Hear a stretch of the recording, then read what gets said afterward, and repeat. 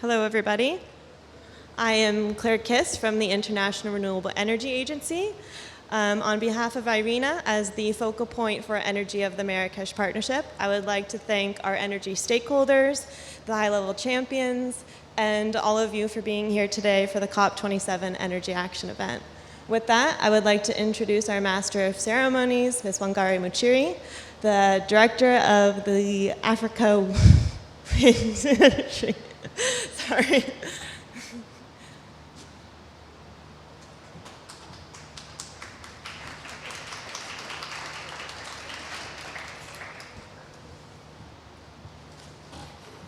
Good morning, everyone. I'm actually just here for the first bit to introduce Mr. Mahmoud. He has another event in a few minutes, so he will be coming up to give his opening speech, and then I will officially start the event. Over to you, Mr. Mahmoud. Welcome to the stage.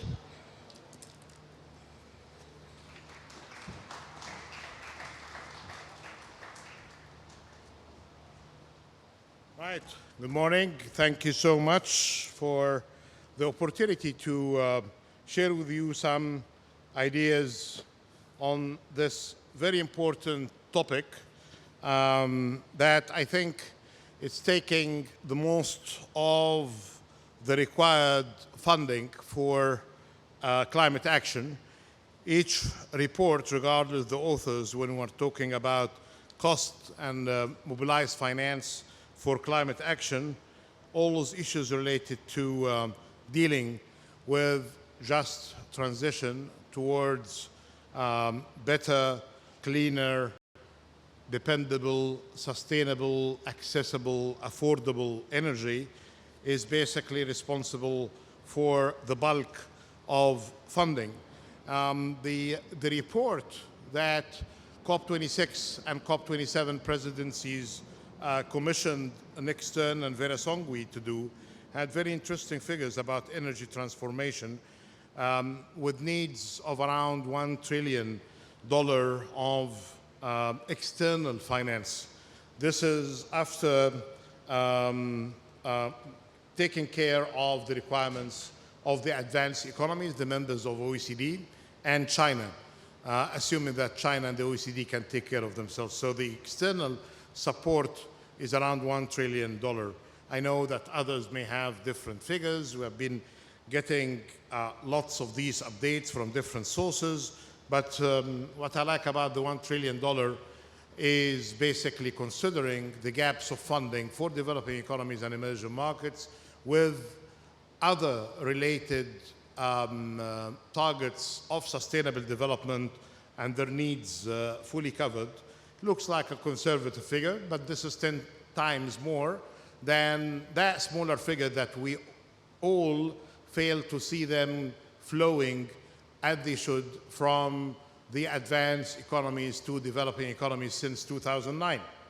Out of 23 countries expected to honor their obligation they made themselves in 2009, only 7 had managed to do the right thing by just honoring their obligations. I just wonder if we are going to be going back to the basics here. The $1 trillion plus is basically to deal with one of the most complicated issues of concern in our life today, when we see still 800 million people are without access to electricity, and 3 out of 4 do live in Africa. And despite having the resources that could really be helpful in generating electricity, developing economies, including the African continent, the concentration is more in the sub-Saharan part, would require more partnerships in investment and finance. On the positive side, we see the share of renewables in the global electricity mix had grown from 18% to 26%. One would say, well, it could be much better than that, but this is basically the reality in the electricity mix that we're seeing it. But this is until 2019, 2020. Because of the war in the Ukraine, these figures need to be updated. Another aspect of work, one could really insist on trying to find another good example, which is basically the new investments in energy. Last year, 80% have been in renewables, which is great, but still the contribution of renewables in the global energy mix is still less than 5%. So that needs to change. So each time you can really try to do your best in order to identify an area to give you a glimpse of hope. You go there, and with a check of reality, you need to say, well, these ambitions need to be even higher, and the finance should be bigger and better, and the private sector participation should be enhanced. Great thing that is going to happen today, and please observe these big events, that one of the biggest winners are not just going to be about the expansion of solar, which I think we have very good examples, including from this continent, from Morocco to Egypt. Some of the biggest projects in solar plants are in existence already in this continent. I think Egypt has the fourth largest solar in the world, which is the Bimban solar project, which is expanding fast. Morocco as well has the second largest in the concentrated solar technology-based farm, which is in the south of Morocco. But the winner really is in the green hydrogen. And here there are three things I'd like to share. That there is a great collaboration between the African countries in terms of developing standards, adopting international norms and standards, and they did announce, with the support of the champions, the new way of doing business that was shared a few months ago, as I said, in Barcelona. The second issue, that there is huge amount of money promised and a good number of MOUs. In the case of Egypt alone, we have 15 MOUs for green hydrogen. Some of these MOUs are going, in this very day, are going to be transformed into fully fledged contracts with decent offtake agreements with consortiums led by private sectors. So you will be hearing a lot about announcements in projects, and the demand is coming from all over the world, but more coming as well from Europe, on which the Commissioner, Mr. Timmermans, confirmed that Europe will never be self-sufficient in green hydrogen in the near future at least, and for that, partnerships with neighboring countries, including, I would assume, of course, the closest are the Mediterranean countries of North Africa. They could really provide good work on that. Just to conclude, it's all about technology, science, finance, and determination and leadership. I don't know much about how to change the whole thing together, but at least we know how to get finance incentivized, how to get behavioral change through regulations and transparency, and the role of media to support the work. We know as well that science had enabled us to reduce the cost of renewables, in some cases like in solar, by more than 90%. With our work with the GFANs, I'm happy to see a great deal of interest in this work. The chapters for Asia and the newly established chapter for Africa for the GFANs are considering projects with total requirements of around 89 billion. 50 projects, we are showcasing them with the help of some of the major consultancy group, including BCG, and we have investment banks involved. We have members as well working with us in this area from my team in partnership with the GFANs. What we see that climate impact projects in mitigation are around 62% of this pipeline of projects that we are showcasing, 50 of them from around the world, and they are available on the Assets to Flows report and another report that we are sharing. 22% are in adaptation and 16% in dual impact. 40% of all of the projects are in energy. So again, energy is a winner in this area of work. And I hope that through the determination that we're getting from the implementation COP, with better partnership with the private sector, we can really provide some great solutions to access to electricity, which is not just an issue of concern from economic development or economic growth, but this is basically complicating lives of many people, including, as I mentioned, in Africa, and compromising, I am concerned to say that, compromising their dignity because they cannot really have good access to education, health, and support, and they are not, because of lack of access to electricity, as part of this new digitalized world as they should. So, bad news is that we still have 800 million without electricity, and we are considering as well clean, safe cooking. There are multiples of the 800 million who are suffering from that. Last time we checked, more than 2 billion people are without access to clean cooking and clean stoves. That needs to change. So this is the bad news and the facts. The good news is that we have the science, money is in the system, and with some good work on behavioral change and leadership, we can get what we want. So I hope that like by this time next year, we can see major improvements in access to electricity and improvement on energy, including affordability and sustainability with minimum shocks to the system, because we already had enough, especially after the war in the Ukraine. Having said that, I'm looking forward to the outcomes of your discussions today. I have to leave, as mentioned, to another event. This is the usual thing during this COP and others. But there are members of my team working here, and any kind of a recommendation that is you are considering worthy for pushing for an implementation COP is going to be taken very seriously. Thank you so much. Have a great day.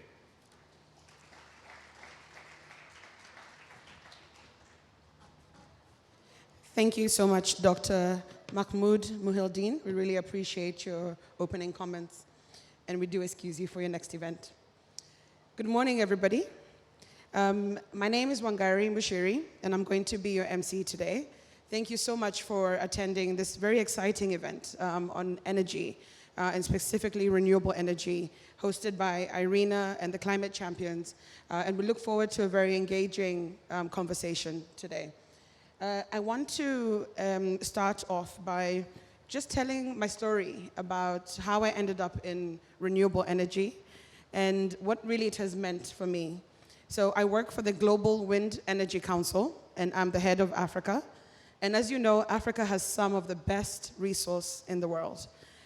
We have about 59,000 gigawatts of wind power that can power the continent 250 times over. But a lot of people do not know this information. In addition to that, we all know that the sun is constantly shining in Africa. So you can only imagine what opportunity that really presents for Africans. In addition to the solar and wind picture, there's some countries that are blessed with geothermal and other renewable energy resources that we really need to exploit to create jobs, to bring investment into our countries, and to ensure that Africa really develops in a sustainable manner. So I'm excited today to invite a few speakers, and we're going to have a TED Talk panel like conversation. So I will not go into long descriptions about the various speakers.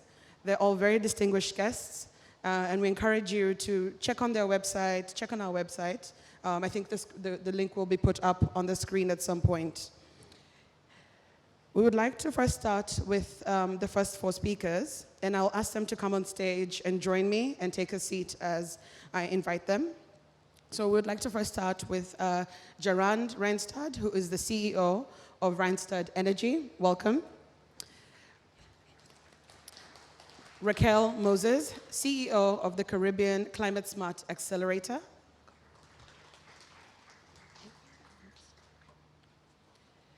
James Munyupe, Economic Advisor to the President of Namibia. Welcome. and Leila Sawyer, Secretary General of Current.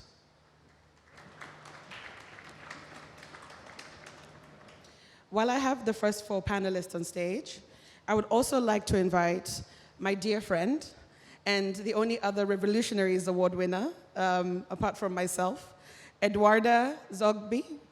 Welcome. She's going to give a few remarks as she is the ambassador to the Youth Pavilion here at COP27. Welcome.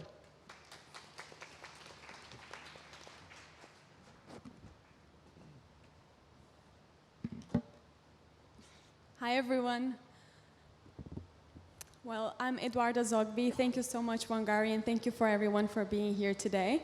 I was asked to talk about the just energy transition, and as the official Youth Pavilion's energy spokesperson, I wanted to talk about my personal views on what COP27 has been for me in terms of the energy sector. First of all, I think that we are all discussing the energy crisis and what is happening in Europe and what the repercussions are globally. But I want to remind everyone today that we have been dealing with another energy crisis, which is called the energy access crisis. I'm very happy that the speakers here mentioned how important it is and how we have more than 700 million people that do not have access to electricity.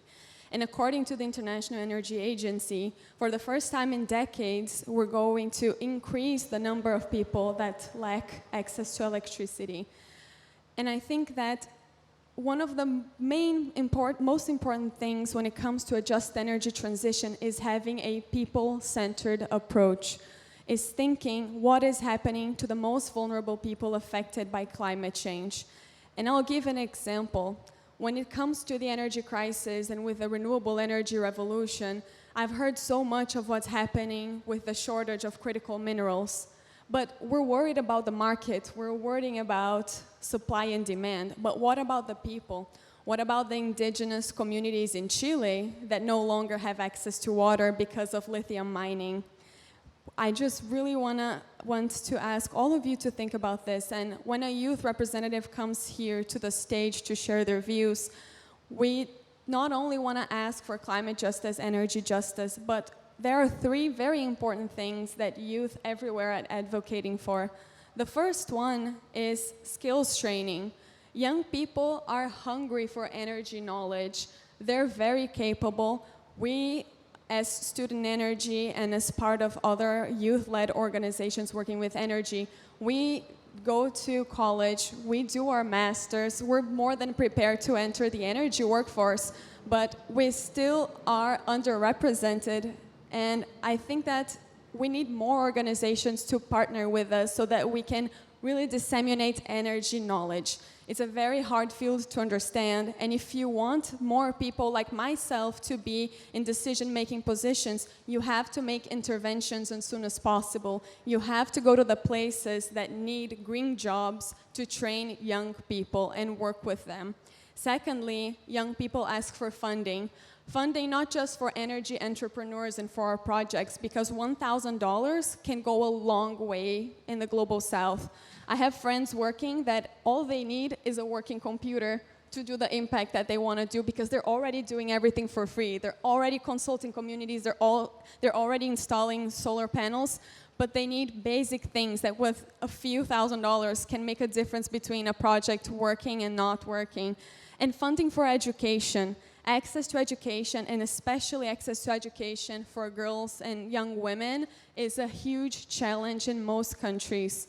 So having access to scholarships, only a few organizations do that. And here, having so many people engaged in high-level dialogues with leadership, I really ask you to consider the importance of funding for education. Lastly, young people want engagement and participation in these processes. And when I say engagement, it's not just coming here today and talking about, everything that I believe in the energy sector, but it's a continuous engagement. It's before, during, and after. We need to be involved, showing you what our advocacy points are, because we work very hard for them. I always say, young people, They're working all weekends on climate and energy. Every time they have free time, they're working on it, they're partnering up, they're traveling. And it's really, really hard for all of us because we study, we have full-time jobs, we dedicate ourselves to youth-led organizations, we do volunteer work, and all we want is to be heard. But not heard just at COP, but heard throughout the year. So I ask all of you to engage better with young people. Now I want to lastly address the gender gap. Yesterday was Gender Day here at COP, and as a young woman myself from Brazil, I've faced multiple challenges trying to enter the energy workforce. So we know IRENA has the numbers that 32% of women are represented in the renewable energy workforce, 22% in oil and gas, but in Brazil, in ministerial positions, we only have 10% of women, which means that in the executive branch, decisions and policies are being considered, and they're all gender blind. They're not considering that women, they shouldn't be just part of the workforce, but they are also very, very important energy consumers. And some policies have to consult us. It doesn't matter if we're going to expand clean cooking to an African country if we don't ask women, how is it that they cook? Why do they need it? Provide proper technical assistance. And we're lacking in these policies. Now, just to conclude, I really want to bring to everyone's attention the importance of engaging with youth, women, indigenous communities, rural communities, because if we talk about a just energy transition only from a financial standpoint, only from a development aid standpoint, we're not going to be equal in our approaches. Thank you very much.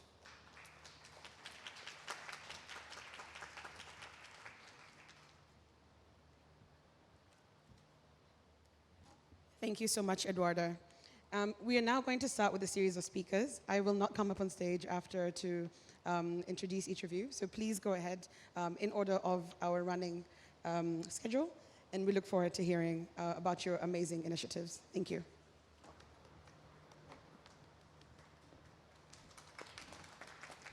Yes, thank you, Eduardo, for a very inspiring talk. And at least my organization, we are 530 young people working on energy in 30 different offices, and we want to share as much information as we can with the students, academics, people all over the world.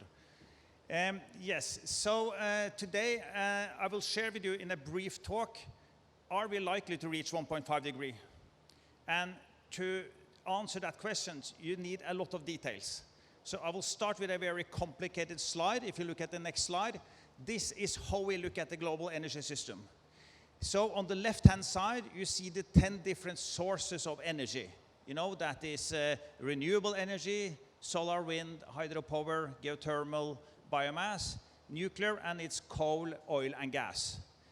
This is 600 exajoule of energy. It's about 100,000 assets, 100,000 plants or situations where you get that energy from. This energy is then converted to a molecule you can use, which is all the refineries in the second column, or an electron that is even better to use in the third column, all the power plants in the world. And then transformed, transported or transmitted to the end user segments to the right-hand side, which is buildings, transportation, and industries.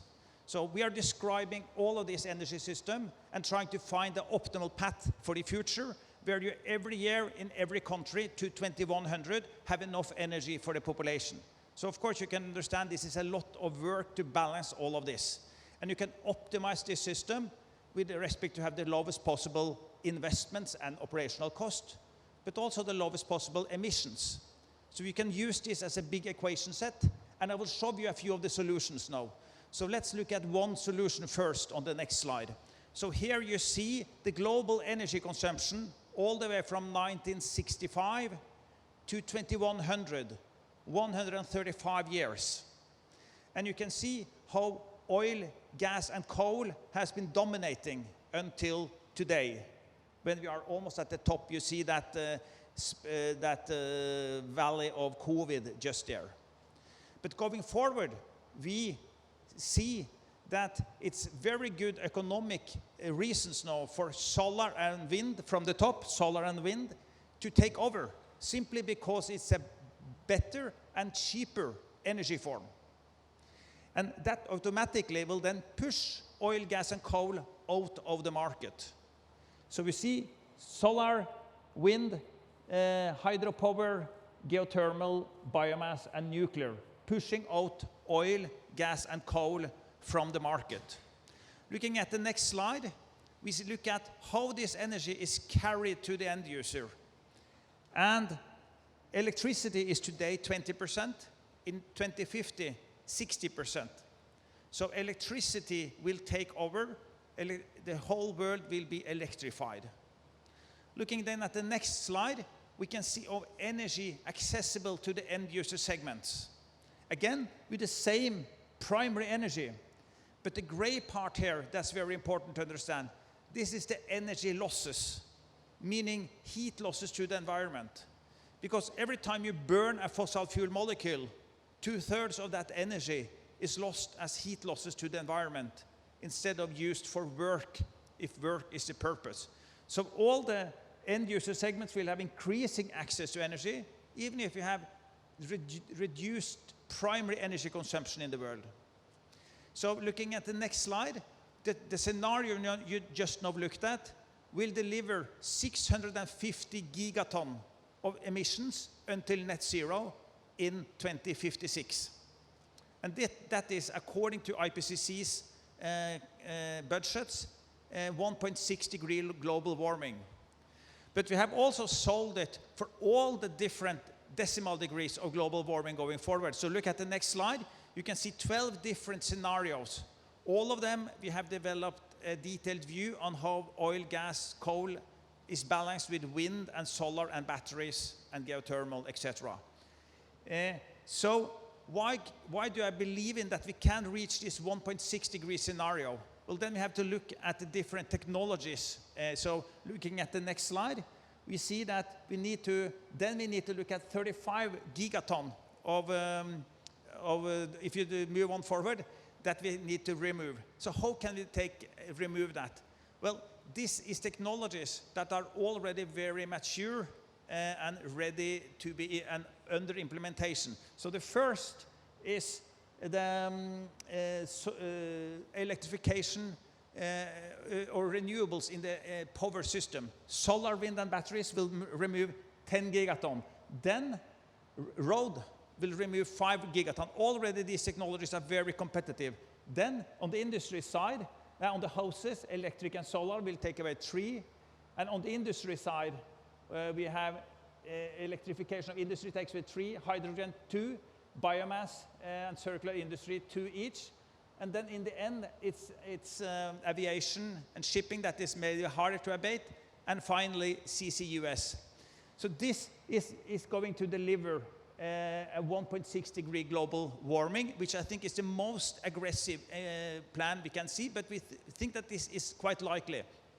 And just illustration of that is, just take one illustration of this, and this is for solar. So next slide, please. For solar. And then we need to follow this green line in yearly implementation of solar capacity. So we need to grow from 200 gigawatt to 1,000 gigawatt in 2030. And next slide shows the actual capacities to do this for polysilicon manufacturing, for wafer manufacturing, etc. And we are following every single plant here, and we see that, yes, this capacity is coming, it's actually happening. Even on the next slide, looking at satellite photos, we see that these plants are under development. So we can prove that the energy system is on its way towards 1.6 degree. And my final slide, yes, 1.6 degree for carbon dioxide emissions. But on top of that, we can reduce methane emissions, and then this will give an upside of 0.2 degree. So that's why I think we can kind of have a scientific evidence, or at least a good reason to believe that it's still achievable to go for 1.5 degree global warming when we see the current technologies. So thank you very much, all. And if you want more details, we will go through all the details here at 4 o'clock today in a separate session. Thank you all.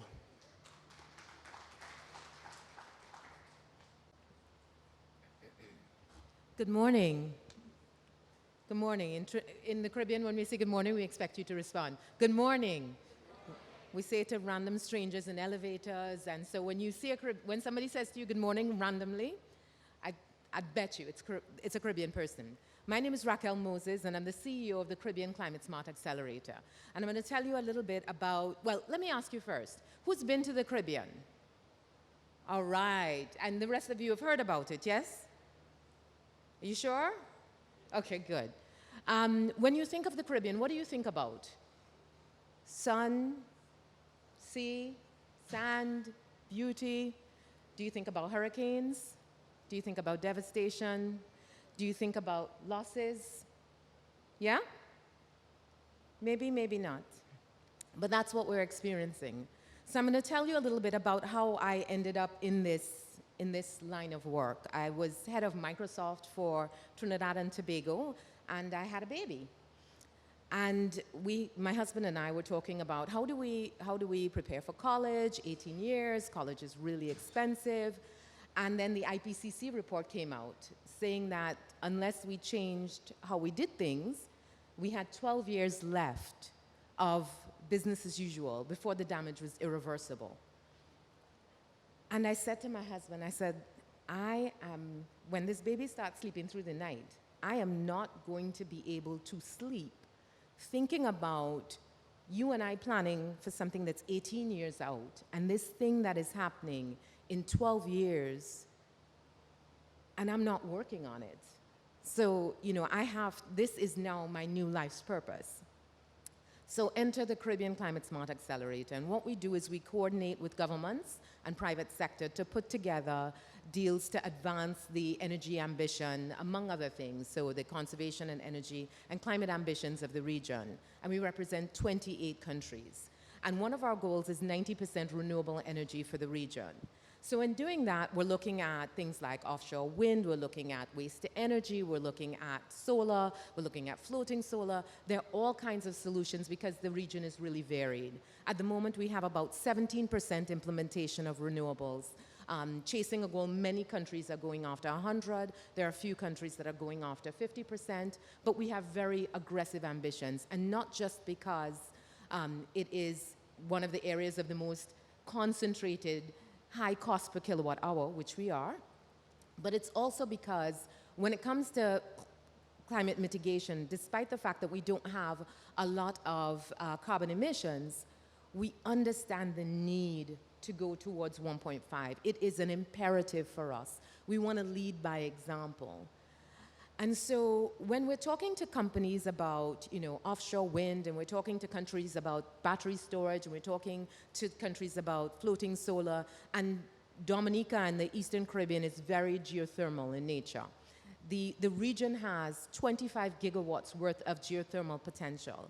And as we're having all of these conversations, and by the way, I have to admit that the country that I'm from, Trinidad and Tobago, is an oil and gas country. So that's our primary export, and it is what our economy is based on. And we don't have a great deal of renewables implemented, but we have a great need for hydrogen because we produce ammonia and we produce methanol and a number of other products. And as we're having these conversations, what we realized is that they aren't separate things that are happening, but it is in fact one single system. That it is the geothermal potential in the Eastern Caribbean that they can't afford to pursue without massive investment, and they will produce out of the gate 10 to potentially, in some instances, 100 times what their domestic needs are. In order to fund that, they need to find commercial requirements for their energy. And enter Trinidad and Tobago, which has a 2.5 gigawatt requirement for hydrogen. And so what we're looking at now is, rather than looking at all of these projects as separate things, looking at them as a single energy system. So you're talking about all of the potential of Africa and the collaboration and the opportunity. We're seeing that as a single energy market linked by undersea cable. And what we're talking about isn't so insane and so crazy, because the North Sea link between UK and Norway is twice the distance that we would need from Dominica to Trinidad and Tobago, and then connect the islands in between to be able to sell or buy geothermal in order to, or offshore wind, in order to produce and net export green hydrogen market. And that's what we're going after. So what I want from you is that when you think of the Caribbean, I don't want you to think about us just as victims or on the front lines of climate change. I want you to think about us as, yes, beauty and sun sand, and certainly a place that you, the rest of you who haven't visited should visit. But I want you to think of us as being at the energy nexus, because we have a keen opportunity, and this is a climate justice issue for us. We need to benefit from the new economy that we require in order to survive. And we need investors to come on board and support us in that effort. So we hope that's how you think about us. And if you're interested in investing in energy products, and please, please come see me. Thank you very much.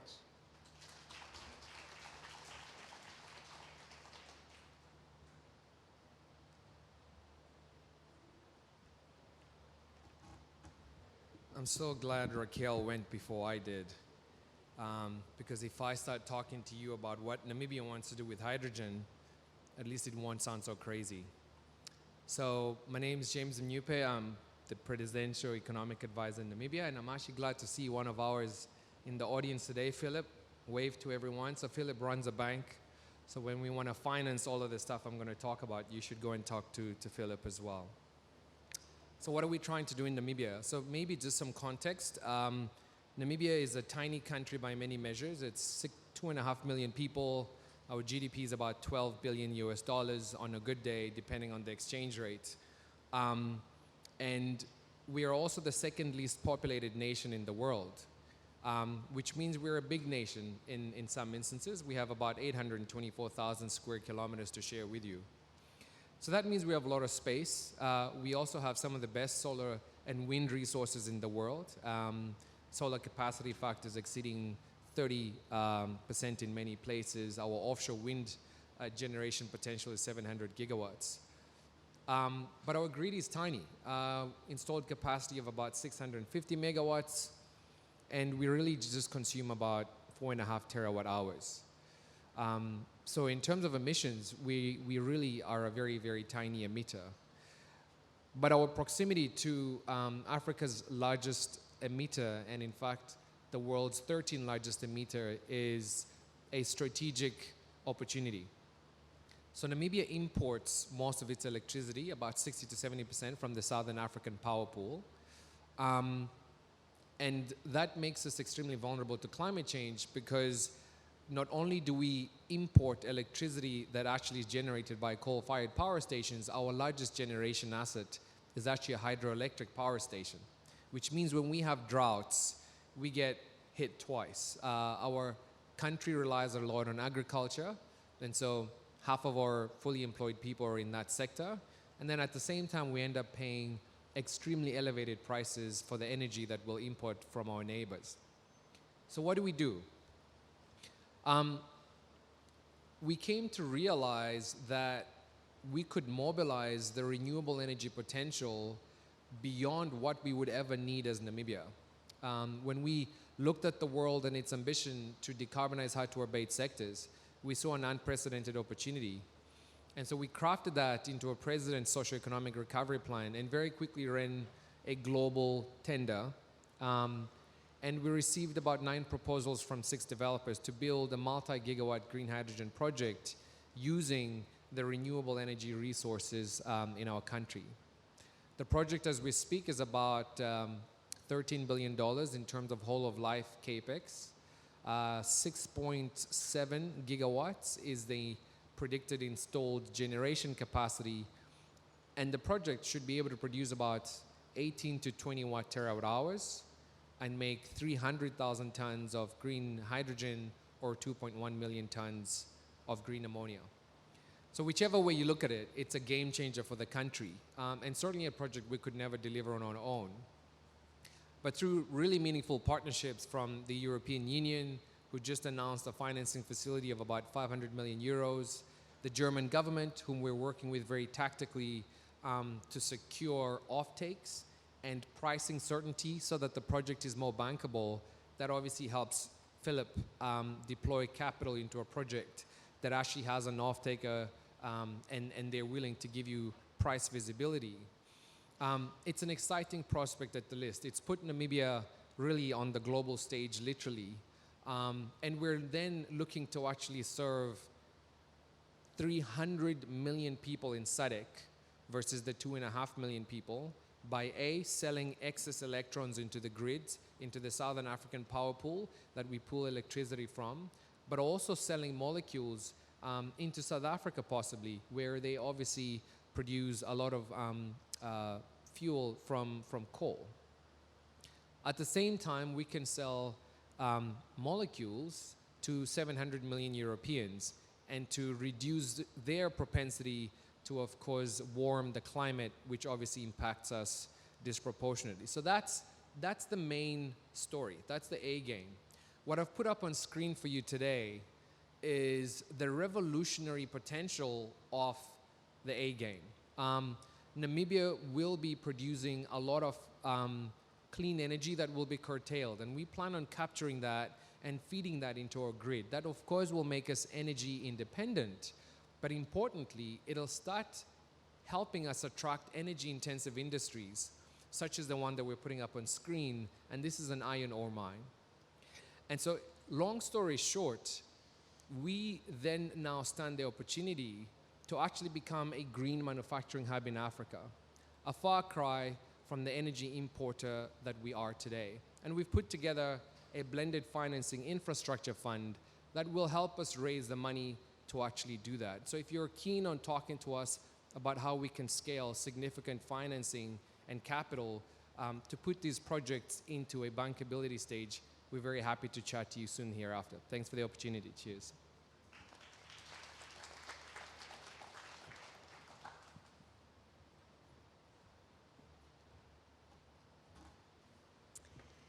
Hello, everyone. My name is Layla Sawyer. I work for Current Association working on innovative grid technologies. So in a 1.5 degree world powered primarily by renewables that all of us here are working so hard for today, we will also need powerful electricity grids to transport all this electricity to where it needs to go. The problem is that building power lines takes time, which is precisely what we don't have, and it is also very costly. So to build a renewable world on time, we need to do three things. We need to speed up, we need to scale up, and we need to innovate. So how can we speed up? Our members are working on technologies that can help us optimize the use of our existing grid, which means transporting more electricity through the lines that have already been built. So one way to do this is to measure in real time how much can actually be transported safely through the lines. As opposed to the hottest day of the year when maybe less electricity can be transported through. Many grid operators are already doing this, but to a limited extent. And as the technology becomes more developed, more sophisticated, and cheaper, we could use this to optimize the entire grid instead of small parts of it. Another way we can make better use of our existing lines is through power flow control technologies.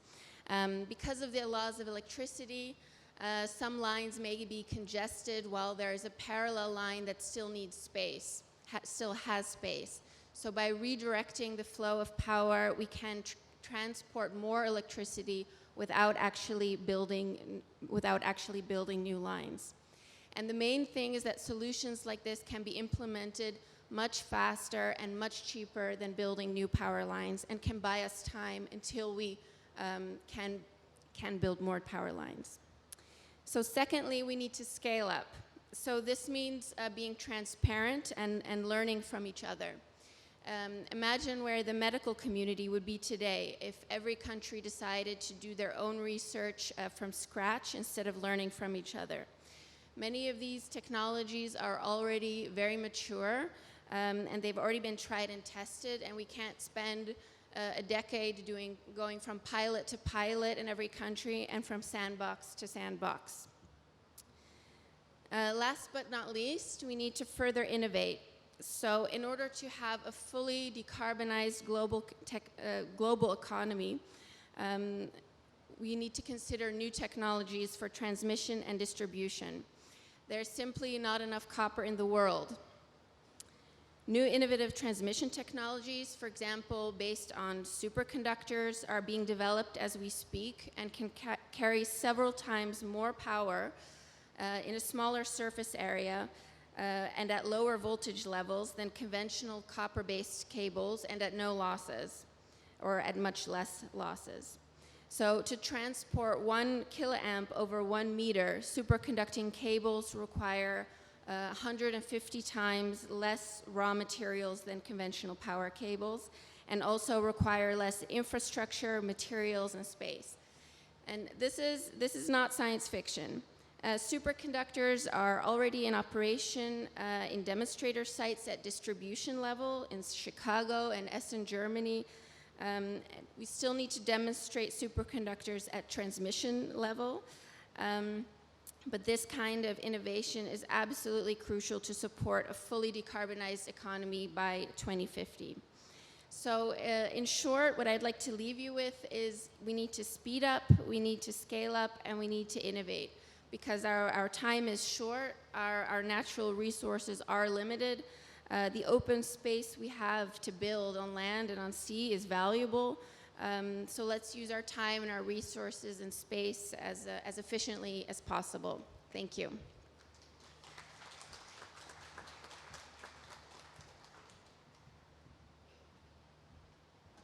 Thank you so much to all the amazing speakers. I want to kind of reiterate what Leila has just said, that we need to speed up, scale up, and innovate. Thank you, Gerard, Raquel, James, and Leila. That was fantastic, and I feel like I've already learned something, and we still have so much more to come in the program. Who's feeling a bit excited that they've learned something? Anyone? Yeah, I see some hands. That's fantastic. Great, so we're now going into the second part of the program. And I will invite 4 more speakers to join me on stage.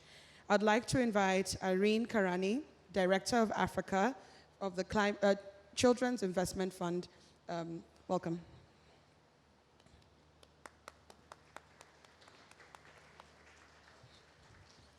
I'd also like to invite Prince Essel, co-founder of EcoNexus Ventures Limited.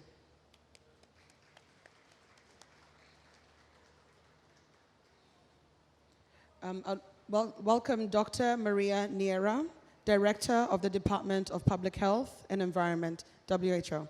Welcome. And finally, Her Excellency Haija Samira Buamina, Global Ambassador for the Clean Cooking Alliance. Again, we'll take the same format. I will not come on stage. Welcome to our dear speakers, and we look forward to hearing about your initiatives. Thank you.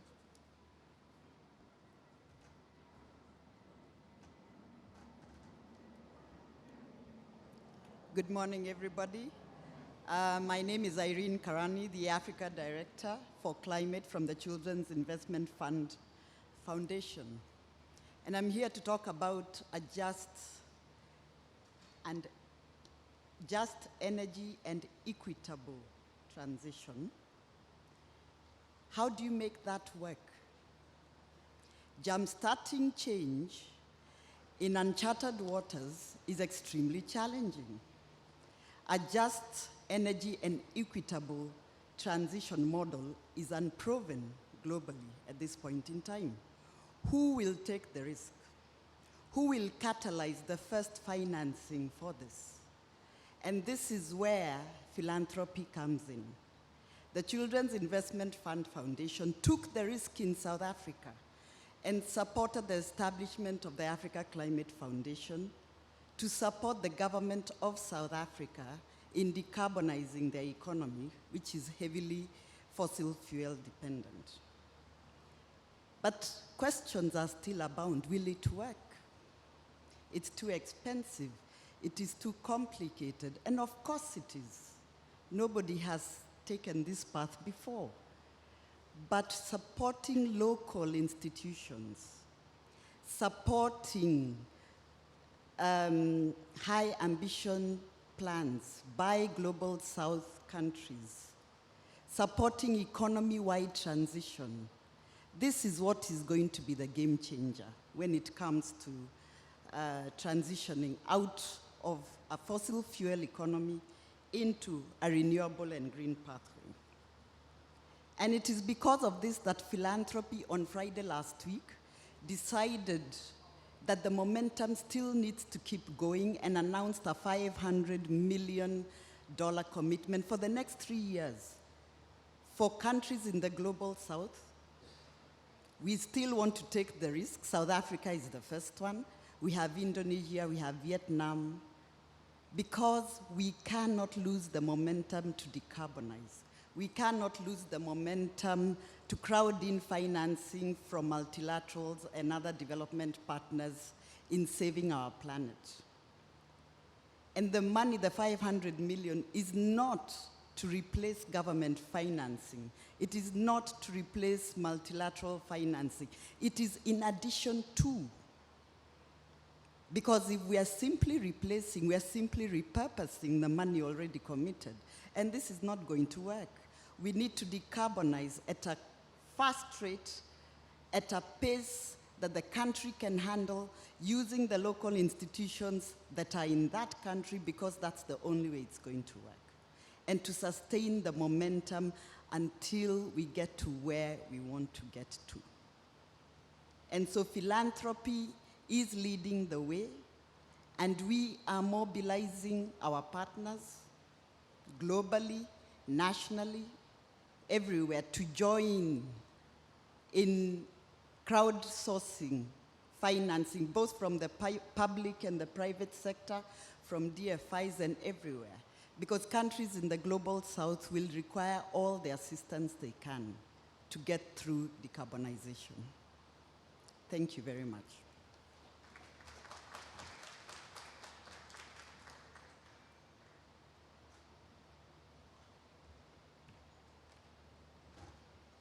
Hello, everyone. My name is Prince Iso from Ghana. I'm leading change at EcoNexus Ventures, which is a Ghanaian-based social enterprise promoting clean burning ethanol fuels and stoves. I'm really excited today to share what we've been working on since 2019. Yeah. Yeah. For about 2 billion people, the common act of nourishing their families and loved ones is very deadly. The case of Ghana is not different, with a World Health Organization report stating that approximately 17,000 people in Ghana die annually as a result of household air pollution, which is attributed to cooking with traditional fuels and stoves. So what we did, or what we've done at EcoNexus, is to provide a smokeless, climate smart, and an affordable ethanol fuel and stove, and we call it Next Fuels. I'll tell you guys more about it. We have two main flagship products. That is the ethanol gel fuel, trade named EcoGel, and our ethanol liquid fuel. So with all our fuels, what we've done is that we've gone a step further of just providing fuels for cooking with an insect repelling additive, so that our users will have that kind of flexibility of repelling insects and mosquitoes whilst they cook. And what we've done with the liquid ethanol fuel is that we've allowed our users to swap empty canisters once they run out of fuel with filled ones. And all our packaging also is done, especially with the gel fuel, is done with recycled PET bottles. So in a way, we are giving second life to used PET bottles that are most often disposed of in the environment. So this is how we operate, from where we source the waste to our production. Through our empowered green fuel retailers, we are able to deliver clean burning ethanol fuels to homes and institutions in Ghana and in the sub-region. The impact to date, we've distributed about 5,000 liters of the ethanol and 512 stoves, and we've been able to give direct jobs to about 10 retail agents. And then in the communities that are using our fuels, we have deforestation being reduced by 15%, and then air quality has been improved by 80%. Please, next slide. Yeah, and this is the amazing team behind EcoNexus. What next for us is that we've seen clean cooking as a community. We are tackling it at the grassroots level. So what we want to do is decentralize our production by having women-led distilleries across the various value chains, communities that we've identified in Ghana, starting with cashew and sugarcane, and then we have the cassava growing communities. So we are going to empower these women to produce the ethanol, and then we will offtake the ethanol and drive it through our distribution channels to supply to our users. Yep, so with the validation from World Health Organization, about 4.4 million tons of CO2 emissions can be avoided with the use of ethanol, fuels, and stove. Thank you very much.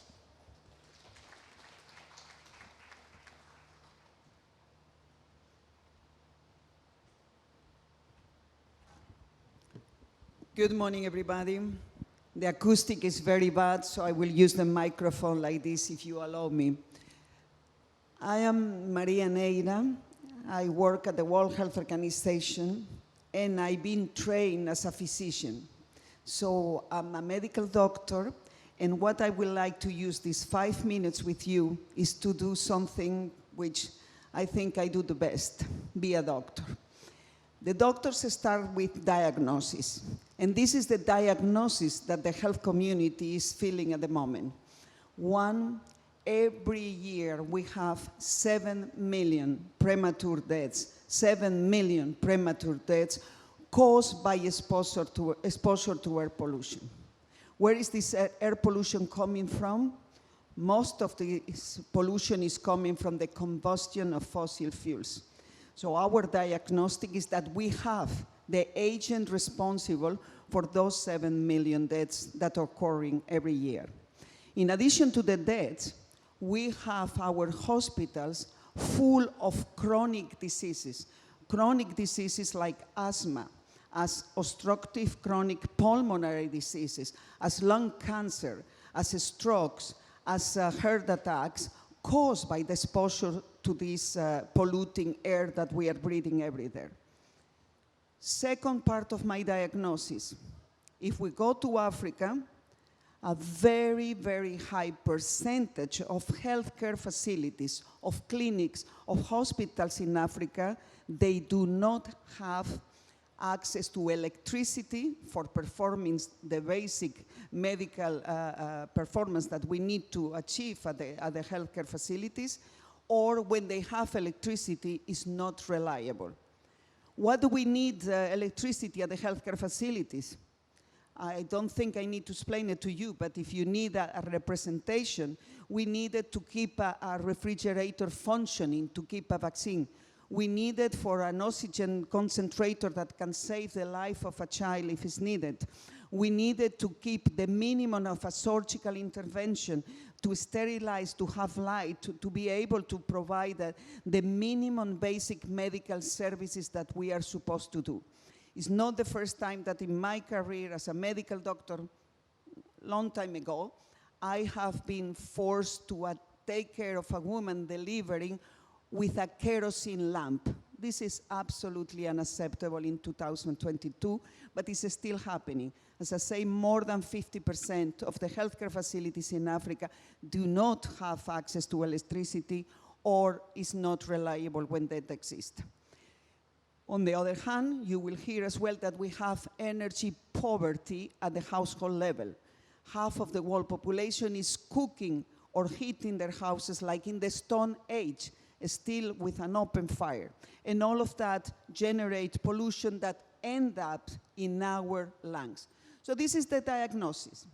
It's very clear, we know it, we all agree, no disagreement, very much scientific evidence on it. So my next point is, what next? The prescriptions. As a doctor, you never just do the diagnosis, you have to prescribe. And this is our prescription. One, we need to stop this addiction to fossil fuels. They are literally killing us. 7 million plus plus making sure that our hospitals are full. This acceleration to a transition, to a healthy transition to renewable, clean sources of energy is the one that we need to make sure that will be at the level of ambition and speed of the magnitude of the public health problem that we are facing. More we postpone this transition, more we will be in our shoulder, we will have in our shoulders the heavy weight of all of these debts. We need to electrify all healthcare facilities in Africa. Somebody who is an engineer or responsible for this energy transition has to explain me why we cannot have solar panels in all the healthcare facilities in Africa. Do they have solar? They do. Please help us to accelerate this transition and to electrify all of these healthcare facilities. My next point and last one is that unless we ensure this transition to clean, to renewable sources of energy, the ones that will not killing us, unless we stop this addiction to the fossil fuels that is a question of sabotage of our own health, we will be recording every year a very important number of deaths. For public health, whatever will be decided here on the transition will have a very positive impact or a negative one. It will depend very much on us. Thank you very much.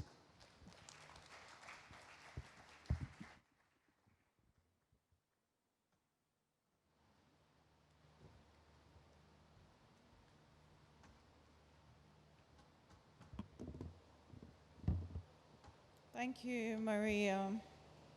I think she spoke eloquently about what we need and what the conclusions are on the issues.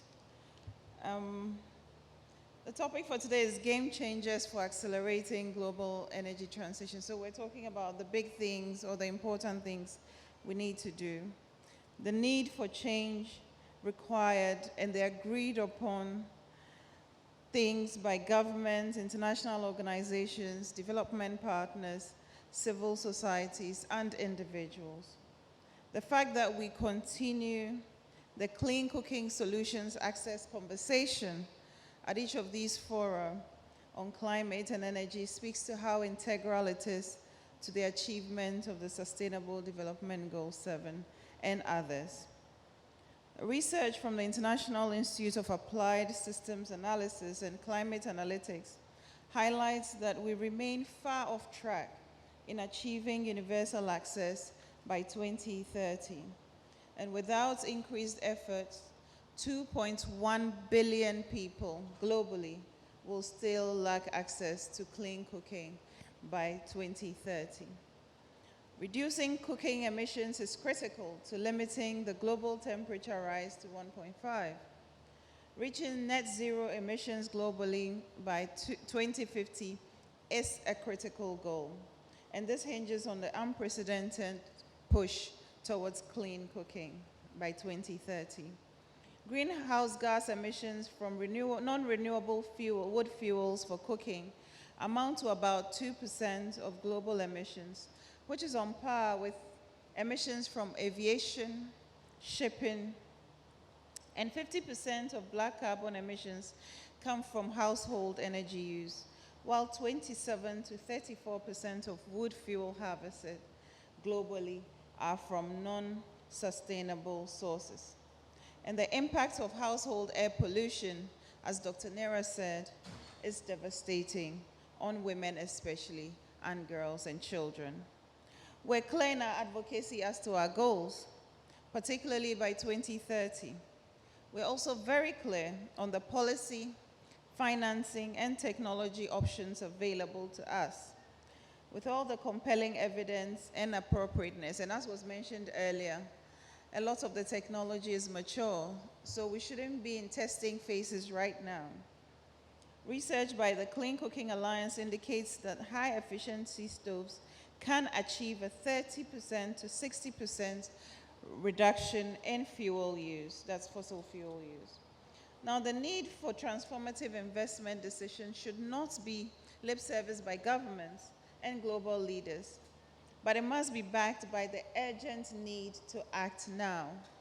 The prospects for increasing the applications of science, technology, engineering, and mathematics, STEM, in the emerging clean cooking industry, especially for developing countries, must encourage our governments to introduce or enhance fiscal measures to incentivize and accelerate the growth of the industry. We must make the decisive efforts to incentivize the scaling up of appropriate and culturally tailored solutions in clean cooking as a vehicle to drive our goal, while focusing on social interventions that would also accelerate access. I believe this will help employment and income potentials for the clean cooking ecosystem, as my brother from Ghana just talked about. He has a thriving business within the industry, so there is business opportunity for young people and investors looking to invest in that sector. Women as end users and the youth ought to be integral in driving the acceleration for access to clean cooking solutions. Our youth ambassador talked about how the youth have to be involved in this process. An emerging solution in clean cooking, I believe if the youth are involved from the outset, youth drive innovation. So once we have the young people in that space, it is not just a women's issue, it is a global issue, and it is a youth issue. And I believe the youth can help drive innovation in this sector. Approximately 67 countries have already included household energy and clean cooking related goals in their nationally determined contribution in the lead up to COP26. Some countries address clean cooking specifically in their NDCs, while others establish climate targets for adjacent sectors, such as energy efficiency, forest conservation, and air quality that could partially be met through clean cooking activities. Now, the role of governments and development partners cannot be underestimated.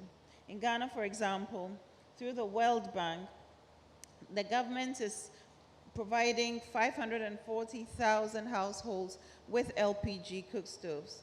The government has also announced a bilateral agreement with the Swiss government under Article 6.2 to finance the provision of 460,000 energy-efficient clean cook stoves to Ghanaian households over the next 3 years. Ghana also has a partnership with Clean Cooking Alliance to set up a clean cooking delivery unit in the Ministry of Energy.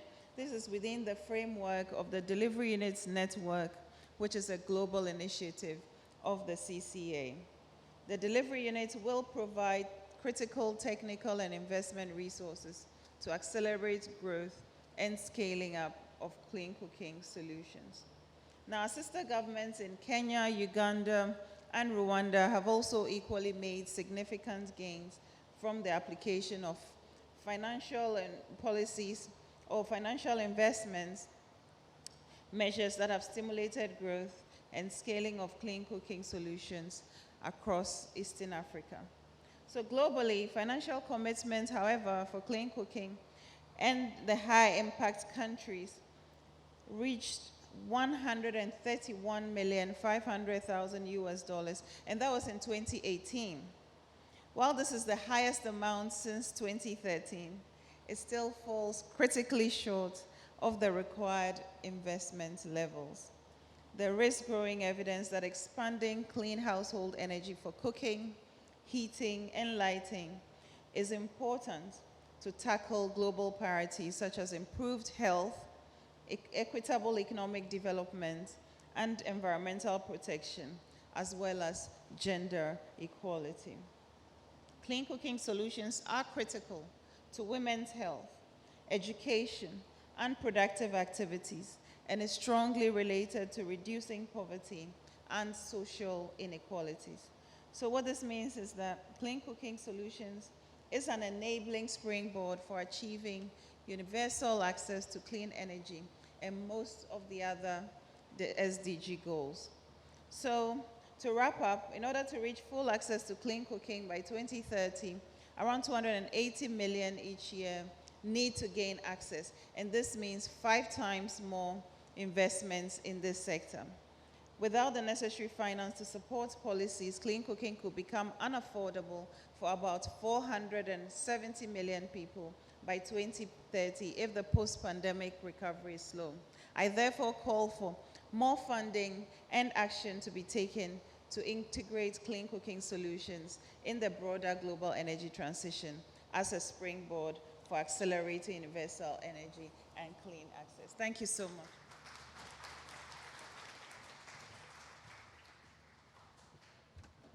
Fantastic. Thank you so much to all the amazing speakers. Irene, Prince, Dr. Maria Nira, and Her Excellency Samira, thank you so much for those speeches. I'd now like to invite the next set of speakers. So Ha Duong Minh is the chairman of the Vietnam Initiative for the Energy Transition, discussing Vietnam as a member of the Global Offshore Wind Alliance. Welcome. Tonderai Gumuyu is an energy expert at Auda NEPAD and is into discussing the new partnerships for Africa's development into the Africa Union structures and processes. Thank you. Your Excellency, Dr. Van Moneth, welcome.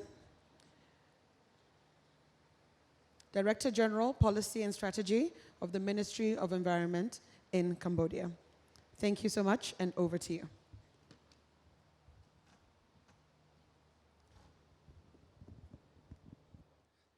Thank you. My name is Minh Ha Duong. I'm a binational French researcher and Vietnamese chairman of the Vietnam Initiative for Energy Transition. And the game changer I want to talk about today is offshore wind. And I have one slide to say that Vietnam has ambitious offshore wind goals and need international collaboration to reach them. So these goals, as you can see here, we want to go from zero offshore wind today, that's a red curve, until 88 gigawatt of installed power capacity in 2050. And that would be through 7 gigawatt in 2030 and 17 gigawatt in 2035. So this is quite ambitious for a middle-income country with 100,000 people, and where coal is now contributing for half of the power generation capacity. It's quite ambitious, but it's game-changing, and with international support, it's realistic. If we only look at the onshore wind power development in Vietnam, the blue curve, we see that we went from 0 to 4 gigawatt in just 2 years. And if we think about solar photovoltaic power in Vietnam, we went from 0 to 8 gigawatt in 3 years. So Vietnam is an example. It shows that in a middle-income country, it is possible to have to add 10% of solar and wind to the electricity mix in just a very few years. And this has been only possible with support from the international community. So for the support for the next 10% of wind energy, it will come from the same development partners who have funded recently the offshore wind Energy Alliance, the Global Offshore Wind Alliance, GWOC, which includes ARENA, Denmark, the Global Wind Energy Council, and 9 other countries. How can these countries support Vietnam? Well, actually, they are already supporting. The GWOC has done lots of awareness raising and capacity building to support the government to adopt these targets.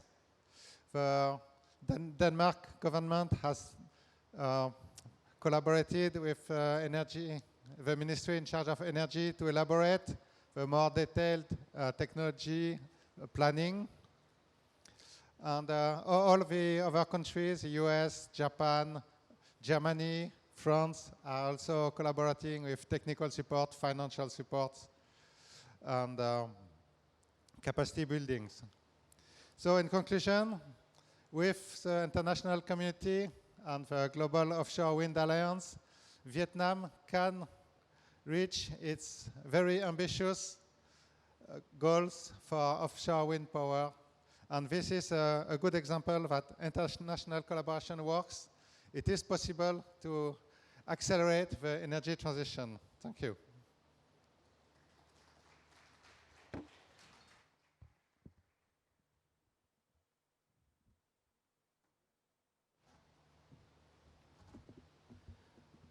Good morning, and thank you, Madam Chair, for this opportunity to also speak about game-changing vision within Africa, which is the creation of the Africa Single Electricity Market.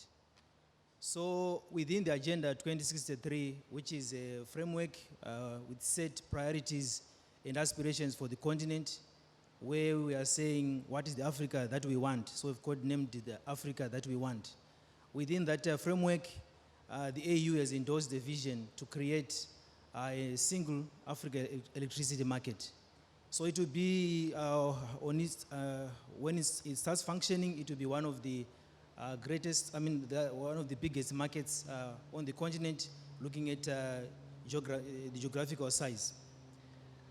So the operation of such a market would require an interconnected system. To be able to actualize that vision, in 2019, the Africa Energy Ministers, they tasked out the NEPAD, which is the African Union Development Agents, with leading the process to develop to develop a continental master plan, which will create now what I would call the hardware to enable the operation of such a single electricity market. So our NEPAD currently is working with quite a number of partners, key African institutions like the FDB, the regional economic forums, and also the power pools, and also working again with our development partners. So the European Union, together with FDB, have been the main funders for the CMP modeling process. We have also been working with IRENA and IAEA, who were selected as the modeling partners for the CMP, looking at the generation capacity expansion.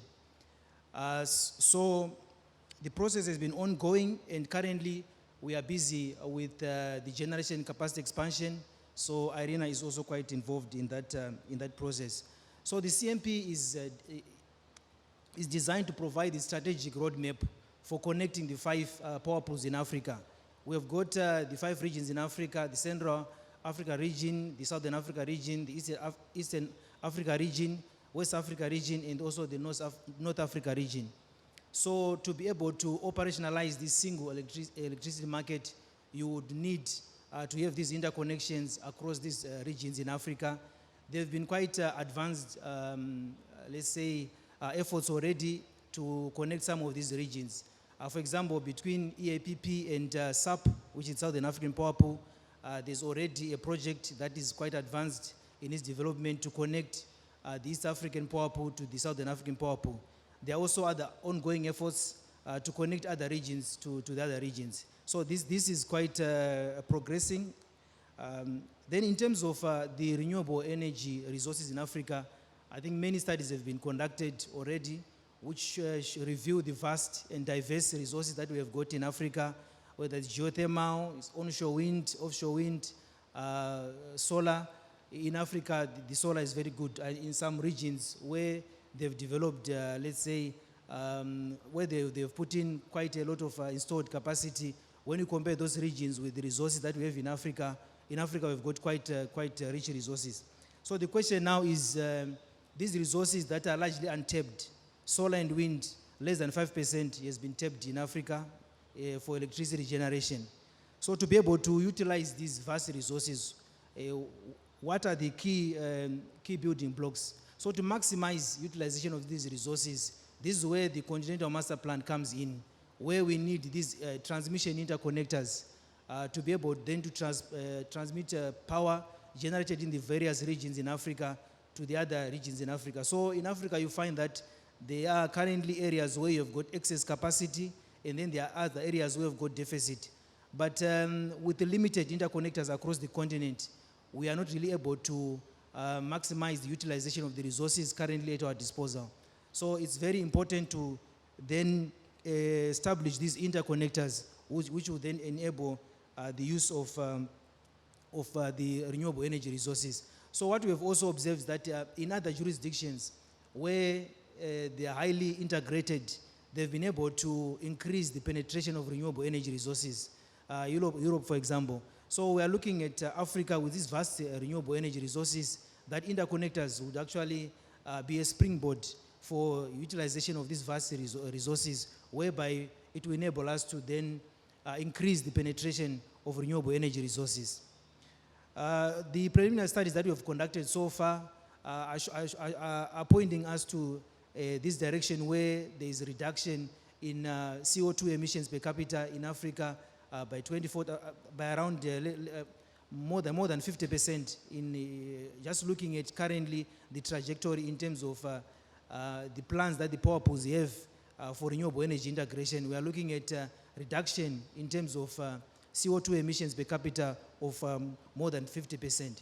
So, and also generation capacity by 2040, we're also projecting more than 50% of the generation capacity in Africa also coming from the renewable energy resources. So these are the what I would call the great game-changing ideas that have been brought to bear by the African Union, and also, as I have said, we have directed out NEPAD to lead this process of developing the Continental Master Plan.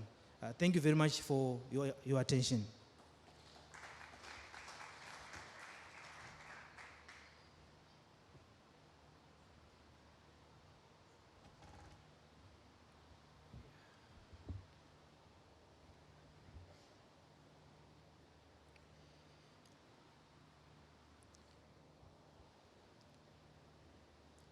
Excellencies, ladies and gentlemen, very good morning. It is a great pleasure and honor to be here today for the Energy Action event, showcasing the Energy Transition Initiative launched at the UN Climate Action Summit in 2019. The Global Climate Action Summit was convened by United Nations Secretary General to regularly world leaders to focus on increasing the ambitions of climate commitment and to adequately respond to the ecological crisis facing our planet. On behalf of the Excellency Ministers of the Ministry of Environment Cambodia and myself, please allow me to extend our sincere appreciation to the government of Egypt for warm hospitality for hosting the side events today, and to the International Renewable Energy Agency team for the extensive work to organize this important event. The UN Secretary General called the countries to develop national coaling action plans to deliver efficient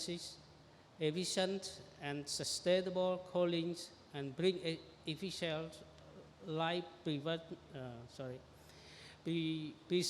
preserving services like the vaccine and safe food to all people. In this response, Cambodia is already taking steps to take on coaling challenge and has been one of early movers in the region. In collaboration with the Coaling Coalition and its partners, Cambodia has developed National Coaling Action Plan and is currently linking to the action plans to its nationally determined contribution NDCs. Cambodia was also the first country in ASEAN to have complete its enabling activity for HFC phase down with the UNEP for effective implementation of the massive implementation of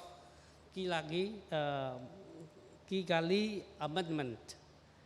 This action plan will also help us leverage the potential of massive building solution and cold chain as a means to tackle the coaling challenge and enhance and effectively implementation of our NDC target.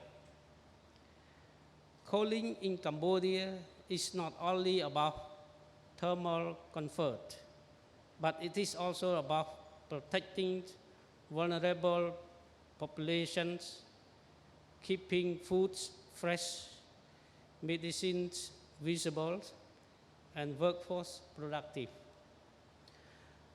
While parts of the rural areas struggle to install adequate cooling system, air conditioning usage has soared in our cities. This has been putting stress on our electricity grid and also contributing significantly to further global warming. To tackle this situation, we need a transition to sustainable cooling for all. In recent years, the government of Cambodia has been working with partners to implement a range of activities for effective implementation of the Kigali Amendment and the Paris Climate Agreement, which include energy efficiencies intervention and climate-friendly refrigerants adoption for emission reduction in the cooling sector. Solutions like building code, minimum energy performance standard, efficient and renewable cold chain technologies, solution, and green infrastructure can limit the massive growth in energy need for cooling, save money, reduce energy properties, and delivers on several sustainable development goals. Energy efficiency intervention and climate-friendly refrigerant adoption with current technologies available will contribute a reduction of the greenhouse gas emission from cooling sectors and contribute the NDC mitigation reduction target. We reaffirm that we stand ready with the world communities for effective implementation of Kigali amendments to address the adverse impacts of the climate change from the cooling sectors. We look forward to continue collaboration with the international renewable energy agencies, coal coalitions, development partners, and all participants present here today to realize our visions of the sustainable development while saving our planet from the climate change and keep our planet cold. Thank you very much for your attention.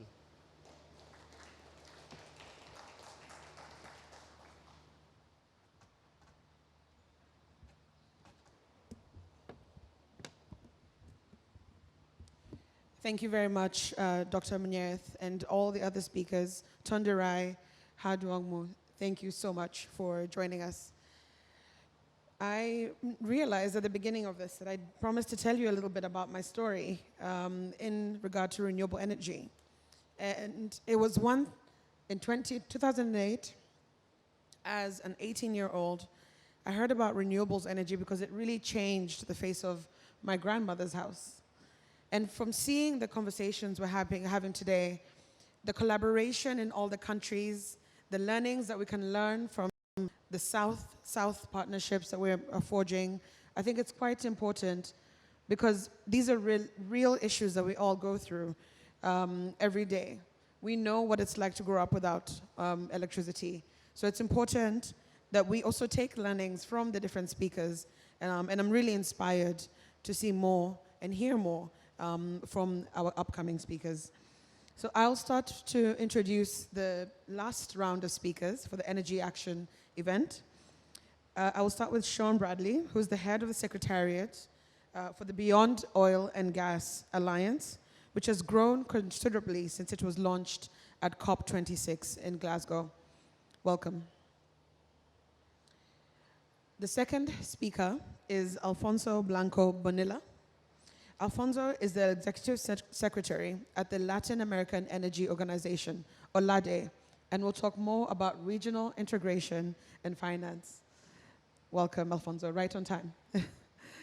And lastly, but not least, we will give final words to Fatima Ahmed Al-Halami, negotiator of the Office of the UAE Special Envoy to Climate Change, and Elizabeth Press, Director of Planning and Program Support at the International Renewable Energy Agency.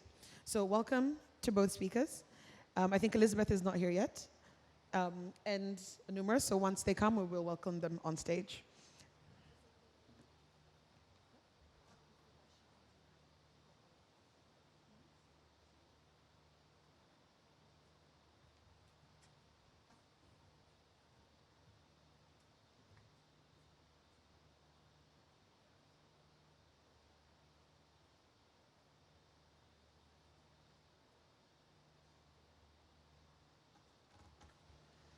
Well, thank you very much for the invite.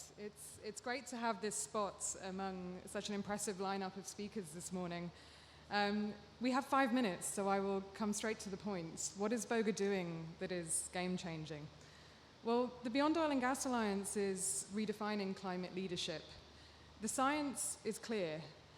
Avoiding runaway climate change and delivering on the Paris Agreement means fundamentally transforming our energy systems and phasing out oil and gas production, not just decarbonizing it, but phasing it out, is a crucial part of that challenge. Despite this, governments around the world are currently planning to produce far more oil and gas than we can ever safely consume. This has to change. It cannot be credible for governments to turn up at COP after COP, claiming climate leadership internationally while they expand their oil and gas production at home. So BOGA is the first ever government-led alliance working to facilitate the managed decline and phase out of oil and gas. It aims to raise the issue of oil and gas phase outs in international climate dialogues like the COP. It aims to mobilize concrete commitments and action from governments. And it aims to build a community of practice that can really help governments turn ambition into action. The Beyond Oil and Gas Alliance was launched by Denmark and Costa Rica at COP26 with 11 founding members, and its structure is actually geared to drive ambition, with core members halting new oil and gas licensing rounds and setting an end date for existing production, with associate members taking other substantive steps to cut back supply, and with a friends group available for those who want to signal their agreement and commitment to the long-term of direction, long-term course and path, but who need a bit more time to undertake the analysis and to get the policies in place. So it's a line of learning. It's its own internal ratchet mechanism. And so why is that game-changing? Well, for too long, we've avoided addressing the issue of fossil fuels in climate negotiations. We saw fossil fuels appear for the first time in the cover text last year, and while there's growing consensus around the need to phase out coal production, there is still heated debate about the role of oil and gas in the economy. We see it around us here. Report after report has told us that we need significant reductions in coal, oil, and gas between now and 2050, with demand falling by 90% for coal, 80% for oil, and over 70% for gas under the latest IEA net zero scenario. And that has obvious and significant implications for production. So we do not have time for a sequenced approach within a finite carbon budget. We need to stop expanding the problem today and to set a clear glide path to a beyond oil and gas economy. Now, it was already game-changing that 11 governments stood up and said that at COP26. What's truly remarkable is that against the backdrop of Russia's invasion of Ukraine, with energy security back at the top of the political agenda, with high and volatile oil and gas prices driving inflation and cost of living crises around the world, those founding members didn't backtrack. They doubled down on their commitments. And in their September statement, BOGA members reiterated that a managed just phase-out of oil and gas production is crucial to our long-term climate, energy, and economic security. So it doesn't mean turning off the taps overnight. It means acknowledging that opening new oil and gas licensing rounds and production that will take many years to come online will do nothing to alleviate the current crisis. It means setting that glide path, reducing the risk of stranded assets and disruption, and sending really clear signals for clean investment. They also argued that now, more than ever, is the time for leadership on the managed phase-out of oil and gas production and on our collective vision of a world beyond oil and gas, and that developed countries with greater financial and technical capacity must lead the way and support developing economies in their transitions. And these aren't just words. BOGA is beginning to mobilize concrete support for developing countries that are interested in understanding the costs and benefits of an early planned phase-out and in exploring alternative development pathways. And we'll have an announcement on that front tomorrow. So amid the wider questions about the credibility of leadership, BOGA is doing something different, with members sticking to their commitments at home and supporting others in their transitions. So how can it be scaled? Well, BOGA is a government-led alliance, but it's built on a broad coalition of civil society support and engagement and strategic partnerships with providers of finance, policy, and technical assistance.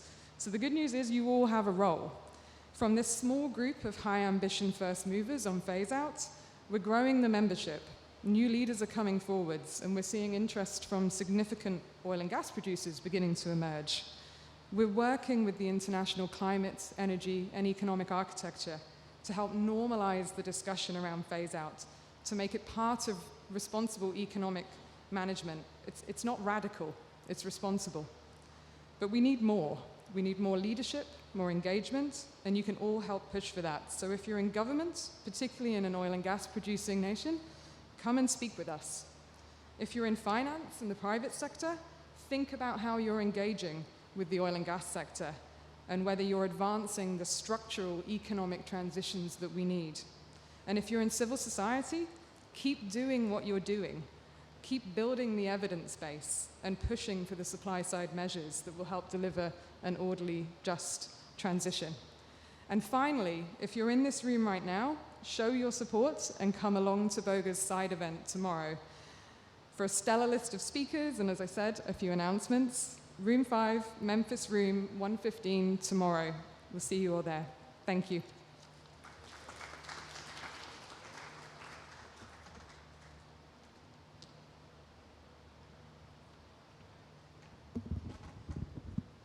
Well, good morning, everyone. Thank you very much for the invitation from our colleagues of IRENA. It's a pleasure to be here. And I have to talk about the Latin American region and what is the situation of the energy sector and what are the changes and what are those issues that are game changer changing in our, at least in our region. And I want to start with a particular issue. Our region is the greenest region in the world. We have 33% of renewable energies in the primary energy matrix. And in comparison with the rest of the world that has 13%, the Latin American region has a higher percentage of renewable energies in the primary matrix. This situation is because we have a high penetration of hydropower and a high penetration of biomass, and we are increasing the penetration of non-conventional renewables in our region. And if we consider the emissions of the Latin American region, we have 5% of the total emissions of the world, and in comparison with the contribution of the global GDP, we are under this rate. And we have a very low participation of coal in our energy matrix. The next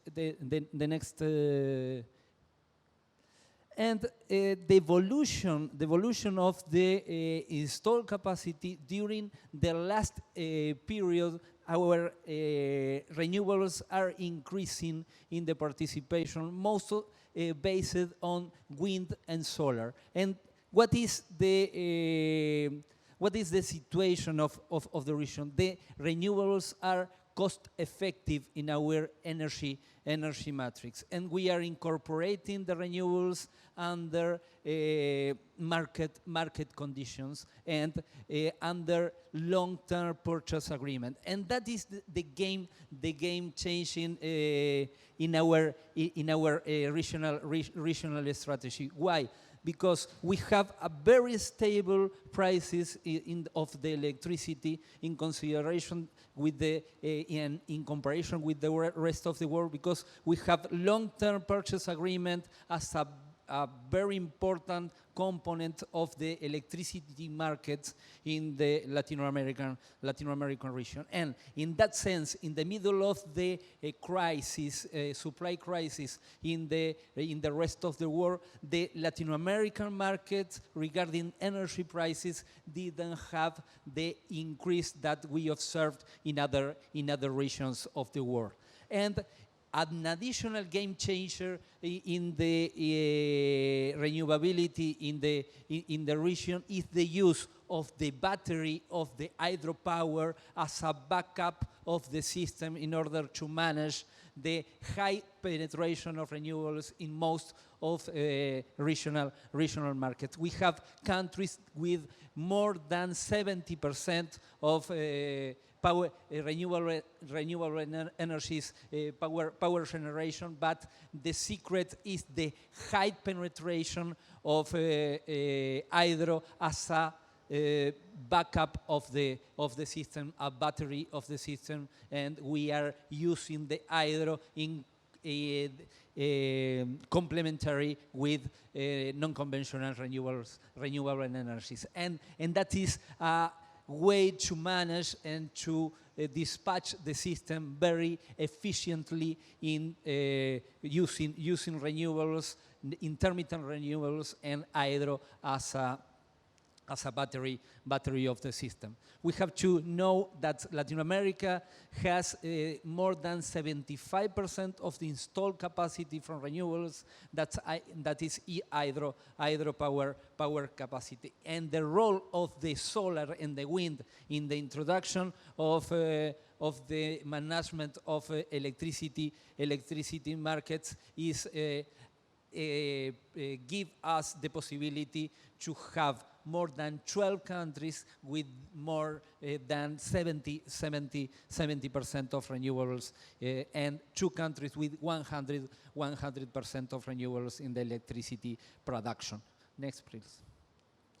And that is the situation. We have 61% of electricity production from renewables at the average of the Latin American region. And we have to talk about what are the new challenges. The next, please.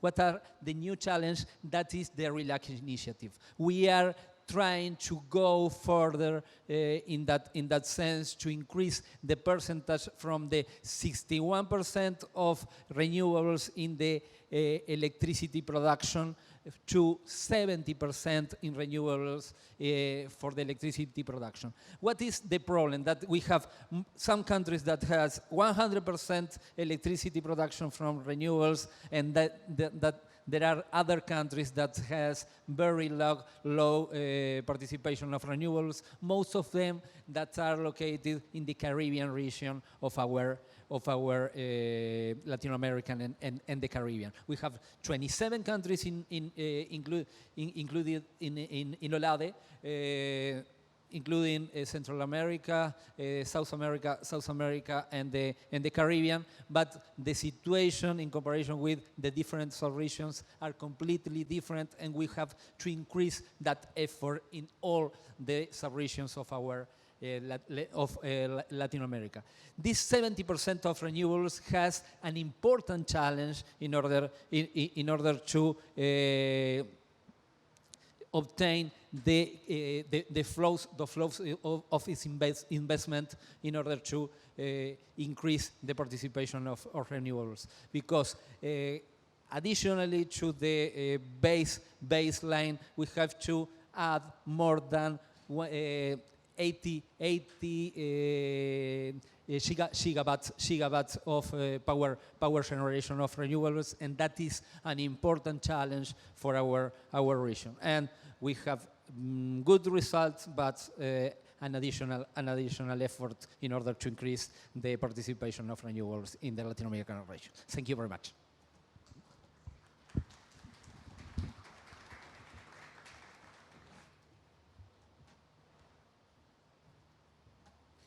Fantastic. Thank you so much to Sean and Alfonso.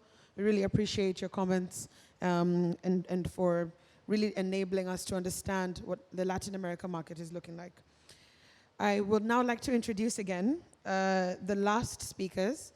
As I said before, last but not least, we have Fatima Ahmed Alamani, negotiator of the Office of the UAE Special Envoy for Climate Change, and Elizabeth Press, Director of Planning and Program Support, the International Renewable Energy Agency. Welcome for the final comments. Thank you.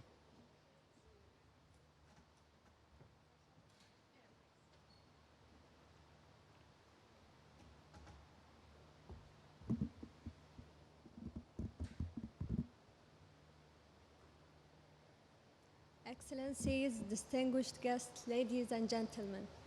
It's a pleasure to be here with you all. I would like to thank Marrakech Partnership, IRENA, and all of the organizing energy partners for holding this important event. Allow me to start with some reflections from what we've heard today from a diverse set of speakers.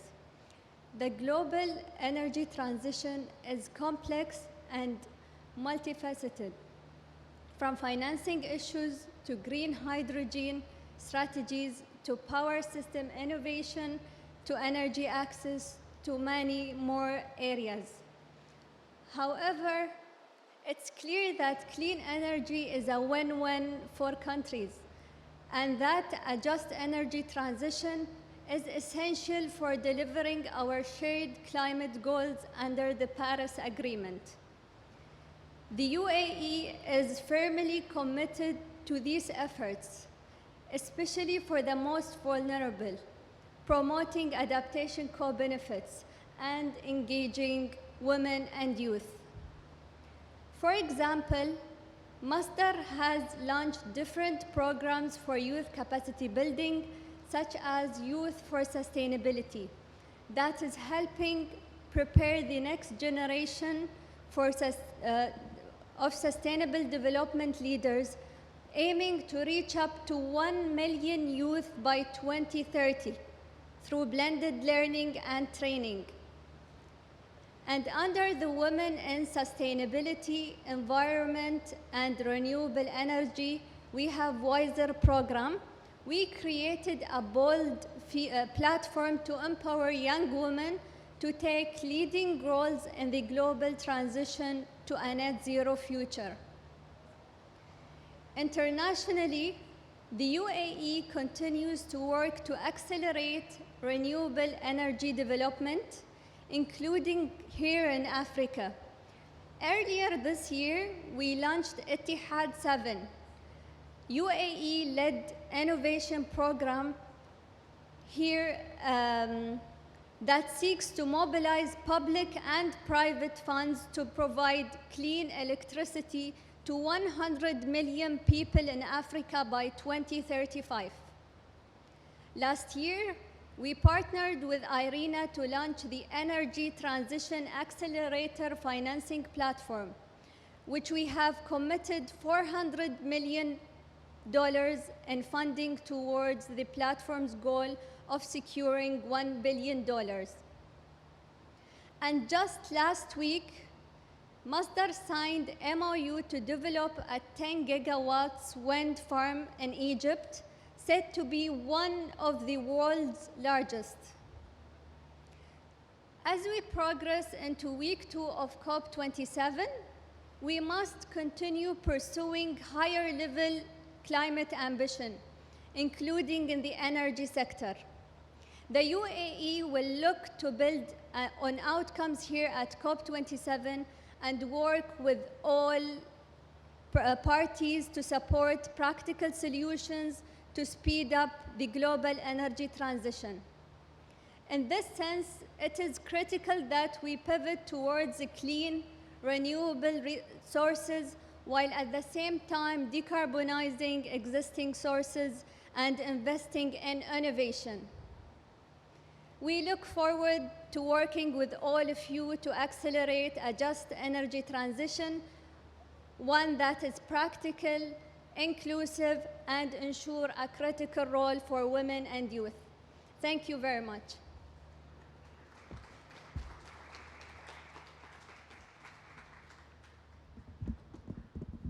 Thank you very much, Fatima. And just for information, we actually did reach $1 billion in the facility. Thank you for the startup money of 400 million, but a couple of days ago, we managed to get enough partners to get to 1 billion. So that has been a great achievement for this COP as well. So I have a very difficult job to provide some closing remarks, and I actually don't think I need to go into repeating what was done in the last couple of hours. I just want to share with you a couple of numbers and a couple of messages. One, today 80% of the global population lives in countries that are net energy importers. And with renewable energy, we can change that picture. Every single country has some form of renewables, maybe not enough to do the totality of their energy needs, but they can do something. So we have a phenomenal opportunity at our hands to actually change this reality and empower all countries of the world to be part of the energy revolution. The second part that is not that good, not that promising or not so exciting to share, and it really, I mean, I honestly have to tell you, when I learned this number, I was shocked, and I still think about it and in disbelief. Earlier this year, we did an Africa market analysis, and we found that out of $3 trillion invested in renewable energy over the last 2 decades, only 60 billion went to Africa.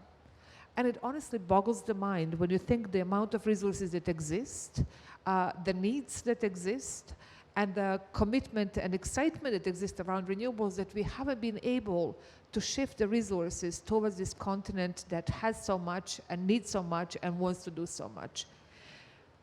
But what we had today, we had a discussion that actually gave me hope at so many different levels. One, there is so much innovation going on, and it's very clear that we understand that we have very little time, so we are finding a multiplier solutions that will enable us to do things faster and better. Second, we see innovation and action at all corners of the world. And that's new. For some of us who have been around for a long time, we know that some of these actions were concentrated or reserved for certain parts of the world, and now we see it everywhere. It was really inspiring to hear what's happening at the grassroots level, that people are taking control of their fate and moving forward. And then the third part is that there is a real progress in collaborative efforts. And we always hear about partnerships and the need to work together, but there are results coming out. We can see how things are moving. It was very interesting to listen to a colleague who spoke about the Beyond Oil and Gas initiative that just emerged last year, the Global Offshore Wind Alliance that is moving forward, and many other initiatives that the RELAC Alliance that our colleague from Latin America spoke about. They're bold, they're ambitious, they're targeted, and they're moving forward. So I want to recall the words of one of the early speakers. She said we had three things. She had three things to share with us. One, we need scale, we need speed, and we need innovation. So let us take this with us as we leave this room and continue to work together. So the next time when we get together in the UAE, we can show how much speed and scale we actually managed to achieve. Thank you so very much for being with us, and thank you to all the partners of the Energy Action Day who made this a reality. And thank to our amazing moderator for holding everybody to account and letting us finish on time.